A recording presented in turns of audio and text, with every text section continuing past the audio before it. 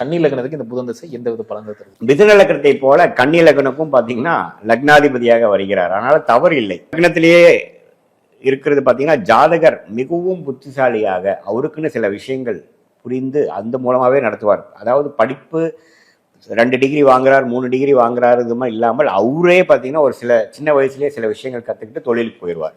அது மாதிரி நிறையா என்ன சொல்லுவோம், பேசிக்கலாகவே பிரில்லியன்ட் பர்சன், ப்ராடிஜின்னு சொல்லுவோம், சைல்டு ப்ராடிஜி அப்படின்ட்டு. ஸோ அது மாதிரி இருக்கிற அமைப்புலாம் பார்த்தீங்கன்னா புதன் லக்னத்திலே இருக்கிறது. 10ஆம் இடத்துல இருக்கிறது அருமையான விஷயம்.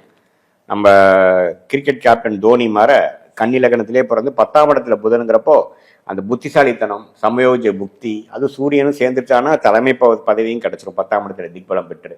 ஸோ அதெல்லாம் அருமையான அமைப்பு. புதன் எந்த இடத்துல இருக்கக்கூடாது அப்படின்னு பார்த்தீங்கன்னா 3ஆம் இடத்துல இருக்கிறது தவறு. ஏன்னா செவ்வாய் வீட்டில் புதன் இருக்கிறது தவறு. 8ஆம் வீட்டில் புதன் இருக்கிறதும் பார்த்தீங்கன்னா 8இல் மறைந்து செவ்வாய் வீட்டில் மேஷத்தில் இருக்கிறது ஜாதகர் கொஞ்சம் நிறைய அப்ஸ் அண்ட் டவுன்ஸ் வாழ்க்கையில் சேர்த்து தப்பான டிசிஷன்ஸ் எடுத்து கஷ்டப்படக்கூடிய அமைப்பு. குறிப்பாக புதன் திசை நடக்கும் பொழுது வெளிநாட்டில் போய் கஷ்டப்படுறது அது மாதிரி அமைப்புகள் இருக்கும். மற்றபடி எந்த இடத்துல இருந்தாலும் புதன் ஓரளவுக்கு நல்ல பலன்களை கொடுக்கக்கூடிய அமைப்புகள் கட்டாயம் கன்னி லக்னத்துக்கு இருக்கு.